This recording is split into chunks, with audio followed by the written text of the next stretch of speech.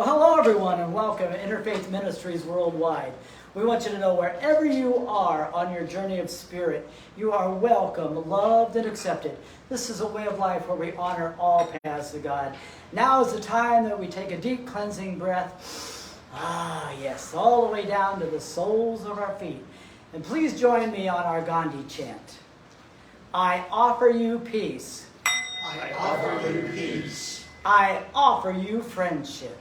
I offer you friendship. I offer you love. I offer you love. I see your beauty. I see your beauty. I hear your needs. I hear your needs. I feel your feelings. I feel your feelings. My wisdom flows from a higher source. My wisdom flows from a higher source. I salute that source in you. I salute that source in you. Come, let us work together. Come, let us work together. Come, let us work together. Come, let us work together. Come, let us work together. Come, let us work together. And so it is. And so it is. Ladies and gentlemen, Reverend Damian. Well, welcome to Pride Sunday. Y'all know the saying, sweating like a whore in church? Hello? Well, no, I put my church clothes on for this. It looks a little different because we got locked out of where we hold our service. So I have some wonderful people here in 105-degree weather, sweating like a whore in church. But you know what? What better place for whores to be, either in church or at my house, right? Either one. So we're glad you joined us today, and we're going to do a meditation. And we're going to do the meditation today with this thought in mind. Oslo. I've been to Pride in Oslo. The shooting in Oslo. The abortion situation that's gone on with the Supreme Court, the gun rights being lessened so you can have a gun concealed more, still the families in Texas that have lost their loved ones, and you, my friends, the things that are going on in your life right now, the things that you need to have inner peace for. I know, and I'm going to talk about it a little bit later, I know that you can have peace in the midst of chaos and the storm in your life. I know that you can. But we have to center our mind. And you know, usually we have some music to go with this, but you know, Om is one of the words and one of the sounds that bring in divinity to us. So when we're doing this brief meditation, let's just do Om. Let's collectively just do Om. Om. Om.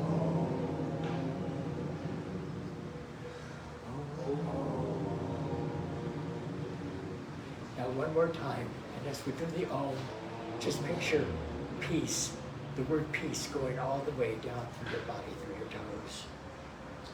Oh. And so it is. And so it is. Thank you, Reverend Damian. In this very room, there's quite enough love for one like me. And in this very room, there's quite enough joy for one like me. And there's quite enough peace and quite enough power to walk through our every fear. For Spirit, God's Spirit is in this very room. once again, welcome everyone to Innerfaith Ministries Worldwide. As I said in the beginning, wherever you are on your journey of spirit, you are welcome, loved, and accepted. This is a way of life where we honor all paths to God. Our mission is to heal, inspire, empower, and prosper the world through love, prayer, meditation, and by sharing the principles and applications of successful living.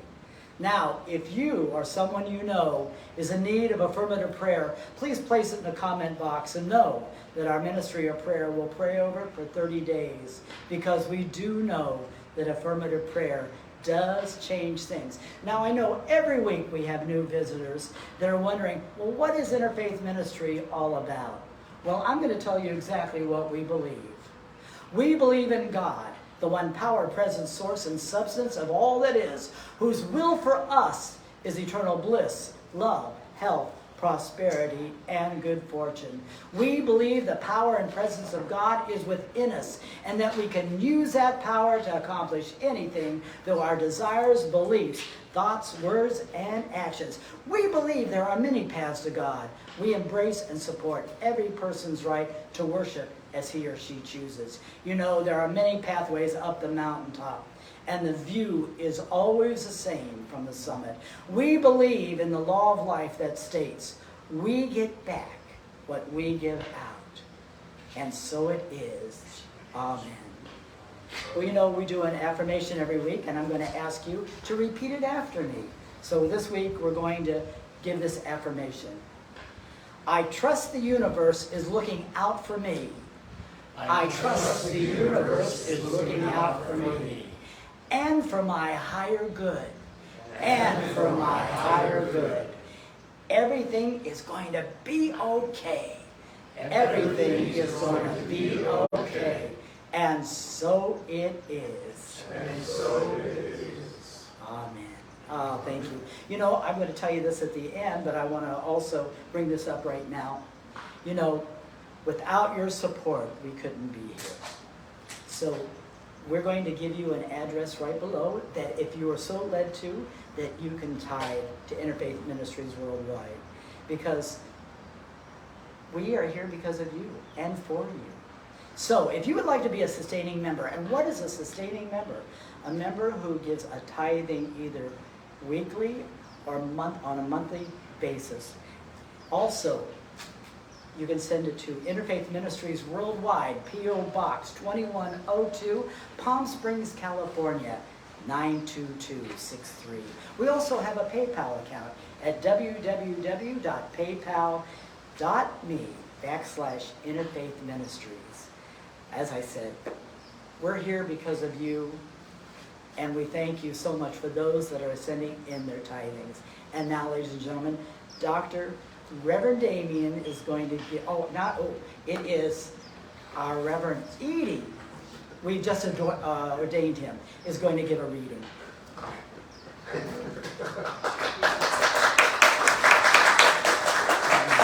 Good morning. This is one of my all-time favorite verses, so I wanted to share this with you today. It's entitled 24 Things to Always Remember and One Thing Never to Forget. Your presence is a present to the world. You're unique and one of a kind. Your life can be what you want it to be. Take the days just one at a time. Count your blessings, not your troubles. You'll make it through whatever comes along, because within you are so many answers. Listen, try to understand, have courage, and be strong. Don't put limits on yourself. So many dreams are waiting to be realized. Decisions are too important to leave to chance. Reach for your peak, your goal, your prize.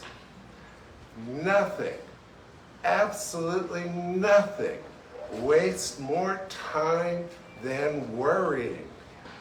The longer one carries a problem, the heavier it gets.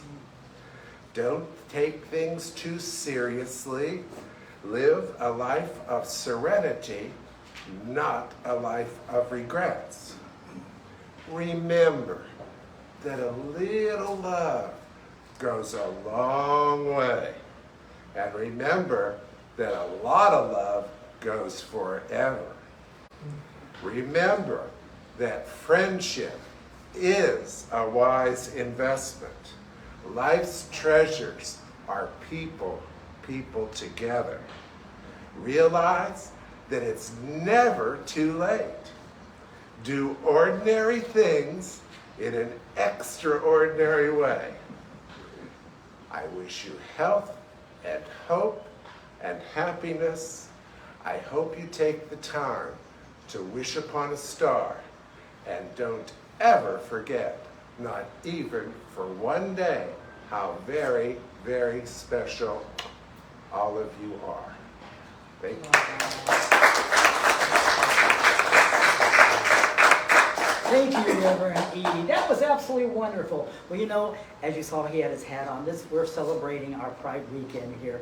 So, and now is the time I'm going to bring our special guest up, who is one of the fabulous entertainers right here in the Coachella Valley. Ladies and gentlemen, let me introduce to you, come on up, Miss Bobby Drake.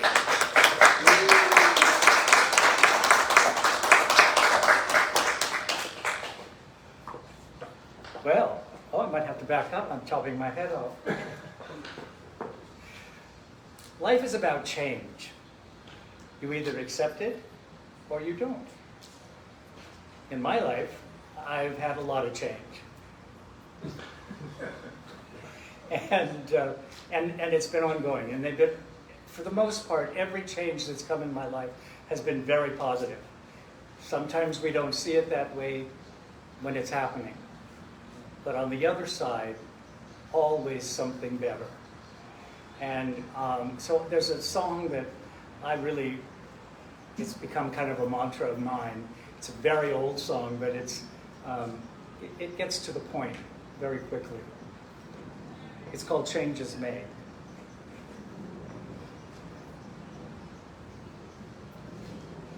There'll be a change in the weather, a change in the scene. From now on there'll be a change in me. My walk will be different, my talk and my name. Nothing about me is gonna be the same. I'm gonna change my way of living, and if that ain't enough, I'm gonna change the way I strut my stuff. Nobody wants you when you're old and gray, but there'll be some changes made today. There'll be some changes made. There'll be a change in the weather, change in the scene. From now on there's gonna be a change in me.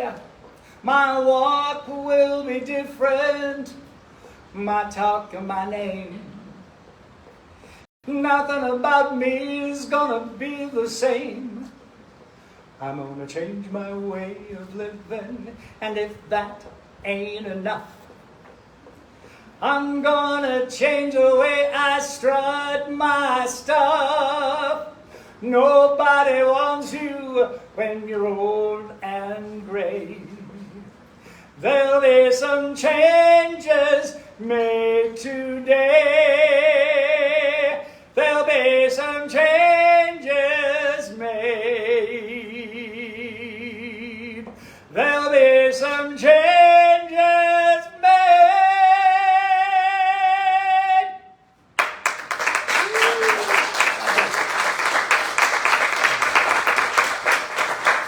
Oh, thank you so much, Bobby. That was fantastic, wasn't it? And now, ladies and gentlemen, allow me to bring to our platform Reverend Damian for our lesson today. A patty cake. We've got a whole different, we have a whole different program today. All right, come on up here, Patty cake. Thank you. Good morning. Good morning. Okay, there I am. Good morning, everyone. I have a little excerpt I'd like to read to you from the book I'm working on, my memoirs. And I want to thank Reverend Damian for bringing me here, inviting me here today, and happy Pride to everyone. We celebrated in November because it's too hot this time of year, right?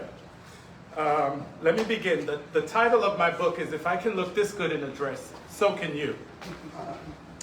Who says a black man can't catch a cab in Harlem at night? If he's wearing a dress, his odds greatly improve.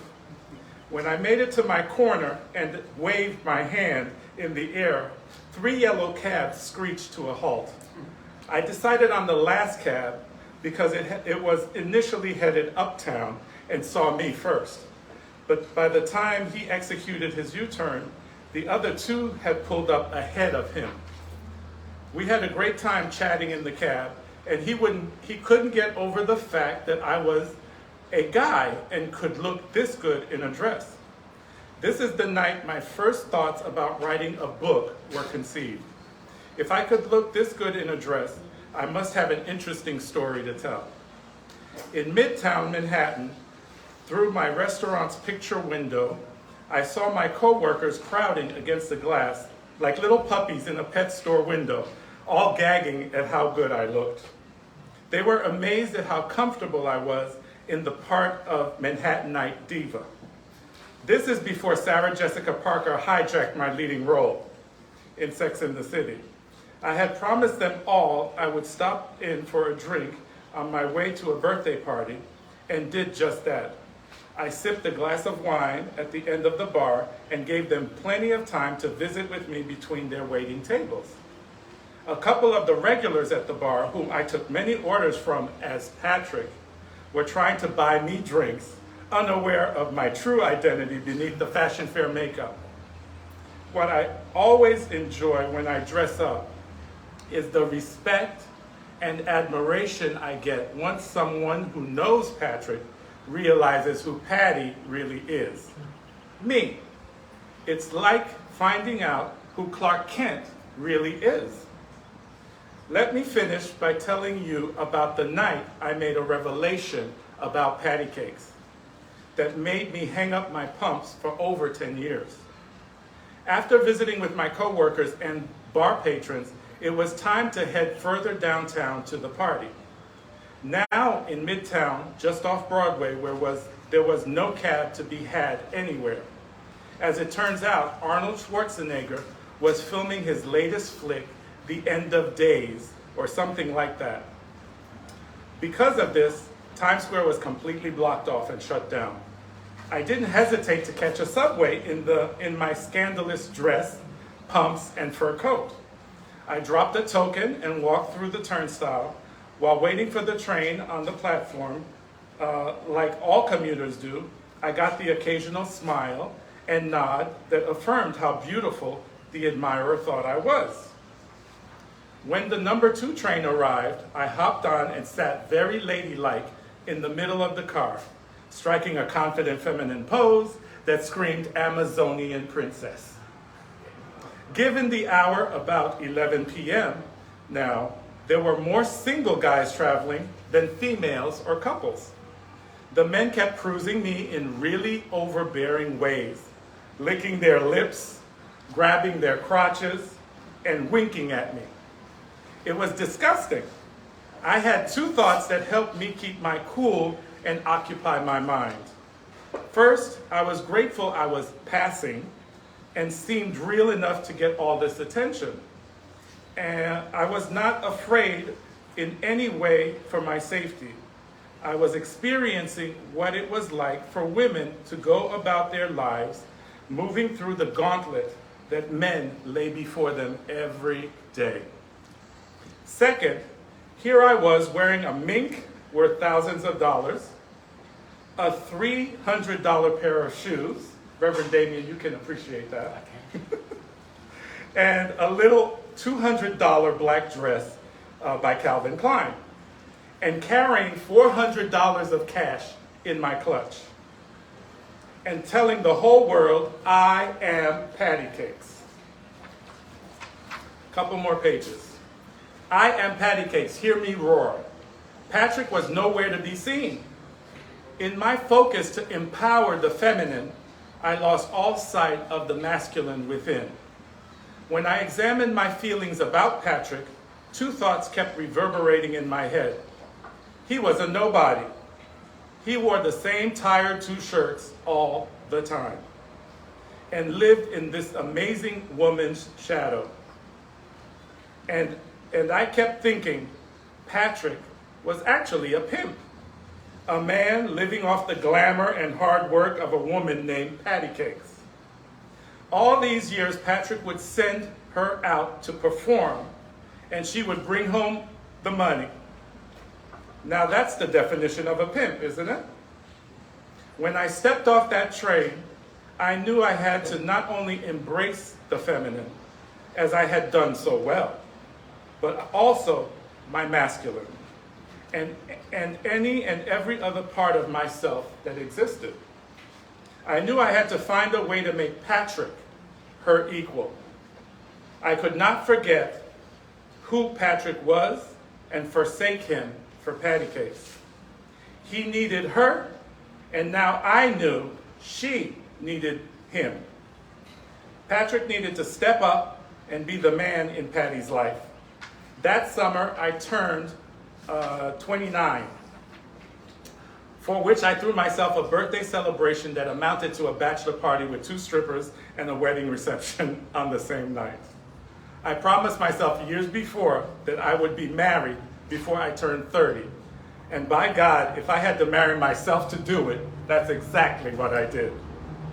In the next chapter, I will tell you about how Patrick and Patty Cakes finally reconciled and began not only looking good in my dress, but feeling good as well. I will also tell you about winning the lottery. Thank you. I want to preface or conclude this reading that I selected because it's Pride Weekend. And pride is not just about showing the world who you are and how much you love yourself. Pride is also about looking in the mirror and loving what you see. Thank you very much. And I'm Patty Cake. Thank you. Thank you so much, Patty Cake. And now, ladies and gentlemen, it's that time. We're going to introduce and bring to you to our platform Reverend Damian as Ivana Tramp. So, ladies and gentlemen, Ivana Tramp. So here it is. Either we are spiritual beings having a human experience, or we're just human beings. Which is it? If we are spiritual beings having a human experience, and what we see here dies off, that spiritual person that we are lives on forever. That creation lives on forever. That soul lives on forever. And when we shed this skin, then we go back to the Creator, we go back to Source, and it starts again with us. Now, I bring this up for a reason. If we're spiritual beings having a human experience, as a lot of people say all the time, then don't worry about the abortions, because those souls that came, if they didn't have the human experience this time, they will find a way to have a human experience if that's what their job is on the planet. Gay Pride Month. Gay issue. Same-sex marriage. Really easy, really easy. You don't want to be in a same-sex marriage? Don't be. Nobody's forcing you to be. You don't want to have an abortion? Don't have one. Nobody's forcing it on you. Now, I talk a lot about spirituality, and a lot of people get confused with spirituality with religion. And I know I'm going to get some calls on this, and I'm going to get some letters on it. I always do. Religion can be toxic. Can I say that again? Religion can be toxic. You say, well, what is the difference between religion and spirituality? It's going to be in a nutshell. Religion tells you what you're supposed to be by somebody's idea, an ideal. If you do this, this, this, and this, and this, then you're going to be all good and go to some place, heaven or whatever it is. Spirituality reveals who you already are inside. We do not evolve spiritually. We unfold. We unfold that creator, that godness, that force, that source, that consciousness, that energy is already inside of each and every one of us. How do we tap into it? We begin to meditate. We begin to want to. We begin to shed the thoughts that other people have about us. Now, this is just the Earth School. That's all this is. This is the Earth School. There's 3 courses with many classes in it. Love, acceptance, forgiveness. That's all there is in this Earth School. And say the love course has many classes in it. Love for yourself, love for another race, love for parents, love for, and it could go on, forgiveness the same thing. But it's all those courses, and it's never about judgment. Because you see, in the spiritual world, the godness, the creatorness, only sees you as perfect. The religion wants to see you as less than perfect. Your ego mind wants you to attain to something. Oh, if I could only attain to it, if only I could be good enough, if only I could, if. The spiritual person that you are, there's no if. The spiritual person that you are, when you get up in the morning, you say, oh, how am I going to show up as love today? How am I going to show up as kindness today? Oh, how am I going to show up as joy today? How am I going to show up as happiness and comfort today? How am I going to do this? What are the ways I can do this? Because that's who you are. The Earth School, ladies and gentlemen, bring this out. Now, I'm supposed to talk about tough times and faith in tough times. I thought I was going to get to open a show in Sumatra on New Year's Eve. And it was going to be my big chance. Bobby, you know what that's like. You know, big chance. I had been here in Palm Springs and had done things with Kenny Kerr and Jim Bailey, different people, and opened for Joan Rivers at one time for one show. And I thought, oh, I can MC this, and I can do my routine of you like the legs? Mm-hmm. They call these peanut butter legs. Nice and smooth and spreadable, you know. Oh, don't laugh. Watch out for the nuts. So I thought I could do some of my madness, you know. And lo and behold, the tsunami came. And there went the wigs. Bye. There went the dresses. Bye. And my life changed. Because this is the Earth School. every single thing that happens in your life, every single person in your life either brings you closer to the godness in you or away from it. What is the lesson in this for me? Forget that, oh, why is it happening to me?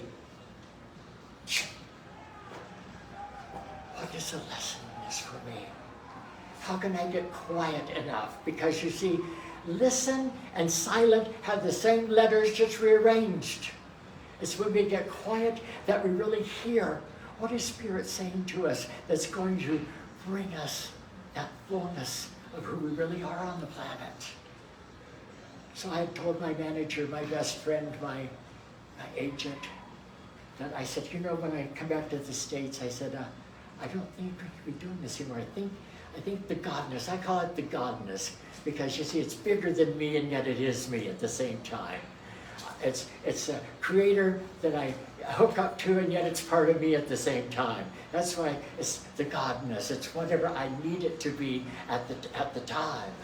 So I said, so I came back to the States in my Louis Vuitton luggage. I ride to LAX. Nobody to pick me up. I went to put my little card, my bank card in the machine. The account had been closed. My condominium that I had, I think it's called the Desert Princess now. How fitting I should live there now. It was called the Durrell then.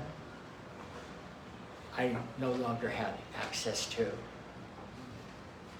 And several other things. Long story, a little short. I became, at 55 years old, I know I don't look 55 now, I know I'm a lot older. At 55 years old, I became homeless and on the street. Why is this happening to me? No. What is the lesson in here for me? What is the good I can take out of this for me? How can I become quiet enough to hear? I didn't know how to ride a bus.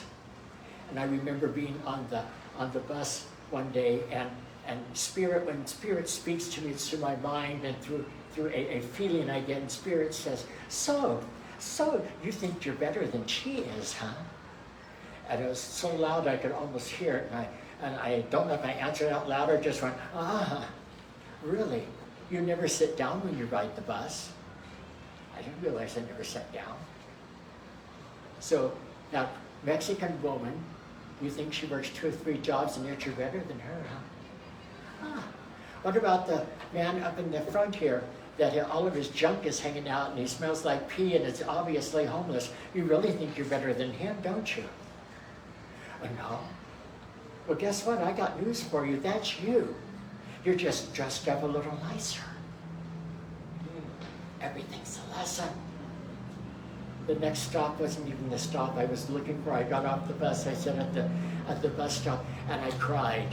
And I said, let me never forget that there's only one of us here. You know, in this New Age movement, we like to say, you know,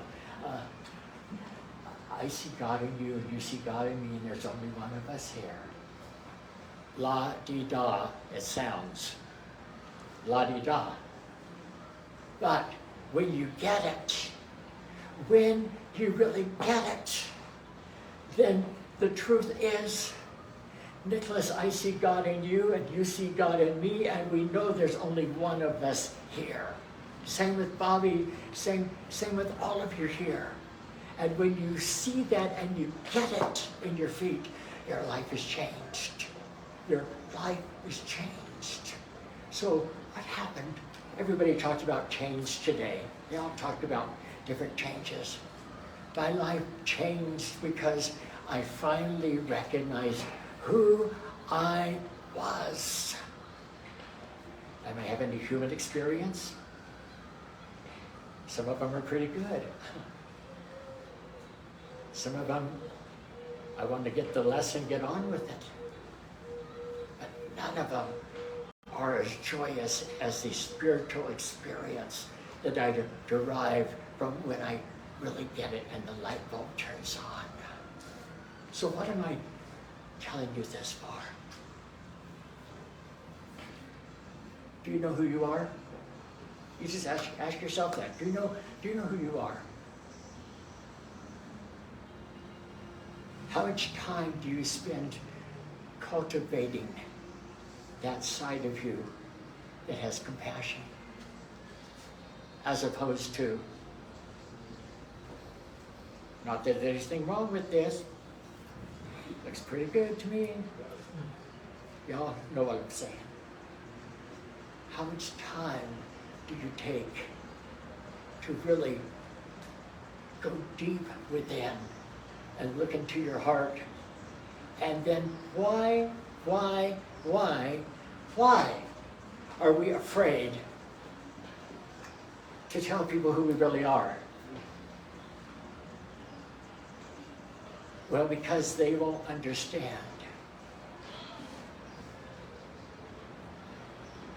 I don't give a rat's behind if they do understand or not. Now that's pretty blunt.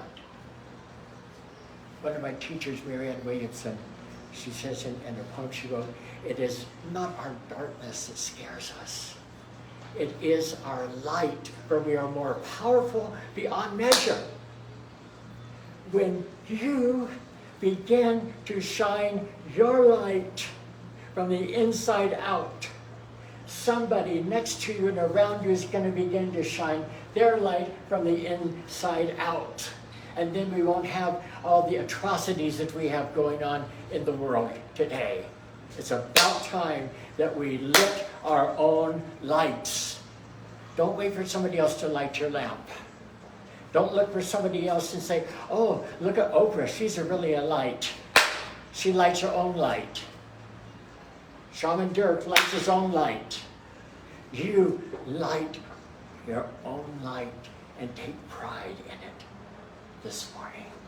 I know it's hot out here, but you know what?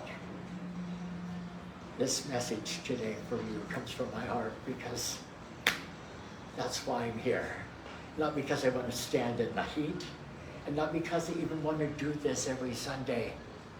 It's because when you begin to live life to your fullest, then that becomes my greatest joy. And so it is. And so it is. Wonderful. Thank you, Reverend Damian. And now, ladies and gentlemen, I want to bring back to our platform the wonderful, the fabulous. You saw her earlier. She's back, ladies and gentlemen. Bobby Drake.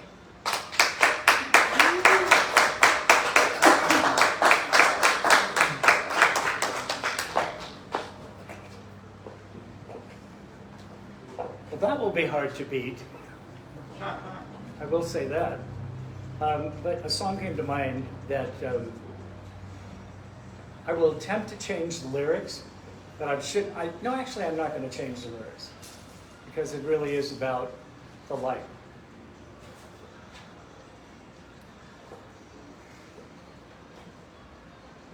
Just in time, I found you just in time. Before you came, my time was running low. I was lost. My losing dice were tossed. My bridges all were crossed. Nowhere to go. Now you're here, and now I know just where I'm going. No more doubt or fear. I've found my way. 'Cause love came just in time. I found you just in time. You changed my lonely life that lovely day.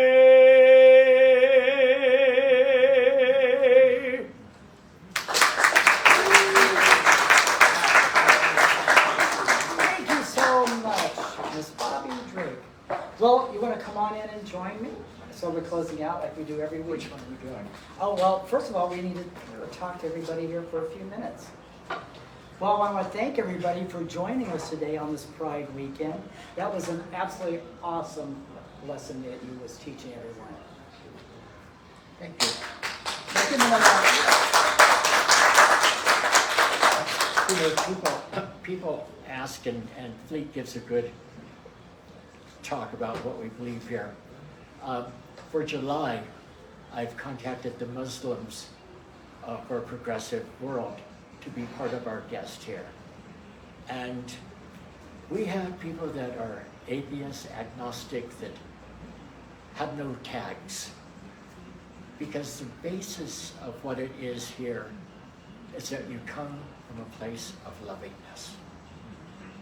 And when you come from a place of lovingness, like I mentioned yesterday, somebody wear their harness. Well, I've got Ernest in his harness today, and I had my harness on Facebook yesterday that whoever you are, however you are, this is where I want you to come to be inspired. Inspired is in spirit, inspired. So that's Well, thank you. what I want to say. Well, I was going to say also, yes, that was a wonderful lesson about, who you are on the inside. It doesn't matter what the outside looks like. It's who you are on the inside. Isn't that what it's all about? Well, kind of yes and no. It really does matter what you look like on the outside. Well, I'm going to tell you, but you were talking about the homeless man and stuff, we're all the same. We're all the same. Can I tell one little short story? Sure. So I didn't want to be in Hollywood because I'm no stranger to drugs. Surprise! And so when I left the airport, I went to Long Beach. Oh, and there was no money in my account. Okay, and all I had was credit cards because I went to China from Sumatra for about 3 months, and I was part of a show there, and all the money that I got there, I left there to help rebuild children's homes for people that were caught in the tsunami.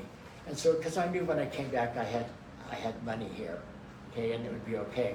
So anyway, I used my credit cards and I stayed at some flea bags over in Long Beach, close to the beach, and I ran on the beach and I screamed on the beach and I talked on the beach and I did everything, and I picked up a sponge one day, and Spirit again speaks to my mind and says, "You see that little mess on the counter over there?" I said, "Yeah, go over and do this." I go over, I blot it up, and look at the sponge. Can you see it? No. Go and run it under the hot water and squeeze it. Now can you see it? You're toxic. You've got bitterness, resentment, unforgiveness. When we're in hot water, what's really on the inside of us is what's going to come out. And I began to squeeze, and I said, "Oh, dear God, please let all of this start running out so that I can have that unfolding of grace, that unfolding of forgiveness, that unfolding of when I walk into a room, people's lives are changed just by me being there." Do you know, Miss Bobby Drake, I'm a fan of hers and his.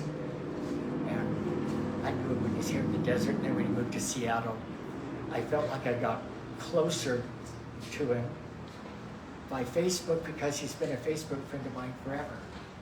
But for a long time. He would make comments, he would share things. When Bobby walks into a room, people's lives are changed automatically because of who he is.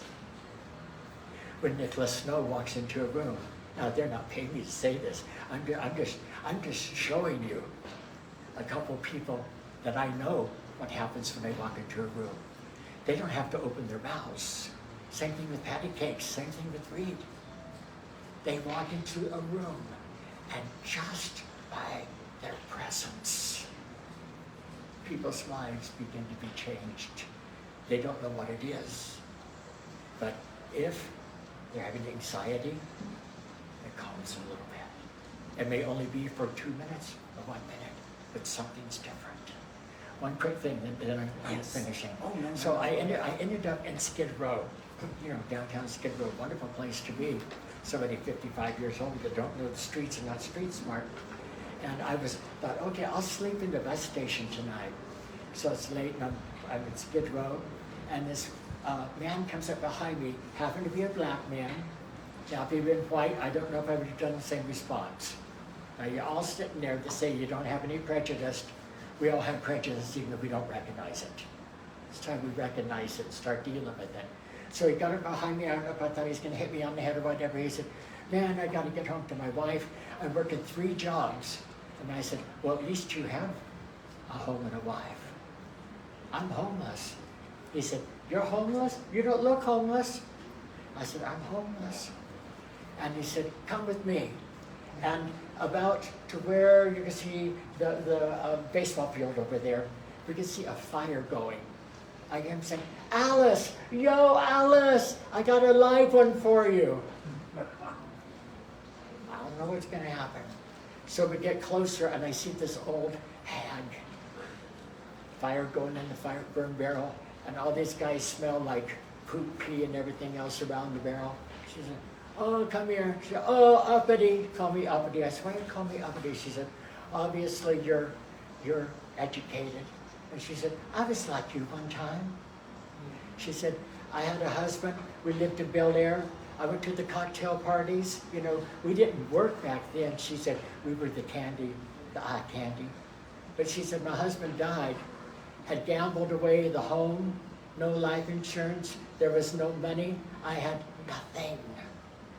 My daughter said, Mama, you can come stay with me and the kids. Here's the clincher, and I'm leaving this with you. Okay. She said, I told her from the beginning, I know I'm going to be a problem for y'all. She said, I told her that. Never, if you forget anything else I said today, never say anything that you don't want to be true for yourself. Never say anything you don't want to be true for yourself. Because words are powerful. And I talked to her more and I said, so Alice, what happened? She said, one day everybody was gone. I packed a little bag and I came down here. And I said, Alice, how long has that been? She said, oh, uppity, maybe 12, maybe 13 years. She said, I don't know. I got the lesson. Never say anything you don't want to be true for yourself. That's a biggie. And that's the lesson today. Well, I'd like to invite anyone who wants to come up. Please come out and be a part of our closing. Come on up. Is it every one of us? No, we're going to sing today, Let There Be Love on Earth. Let there be love on earth. Yes, come on up, everyone. Please join us. Go ahead. Now see, y'all didn't think we had people out here in this heat. Come on over, y'all. Short people in front. I say y'all because I think it's better Bible. There we go. We got everybody in? Oh, okay. Does everybody know Let There Be Love on Earth? Let there be peace on earth, isn't it? Well, we sing love. We're singing love today because we're trying to bring more love into the world. All right, are we ready? Yeah. Ready. Let there be Love on earth, and let it begin with me. Let there be love on earth, a love that was meant to be. With God as our Father, family all are we. Let us walk with each other in perfect harmony. Let love begin with me. Let this be the moment now. With every step I take, let this be my joyful vow.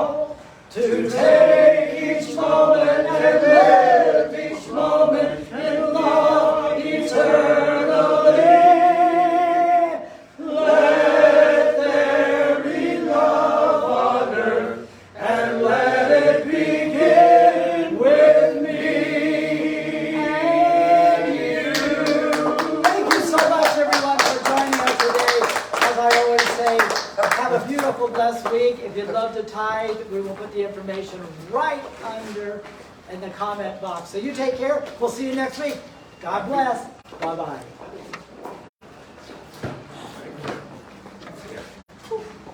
We off lunch? That was fun. Shut it down.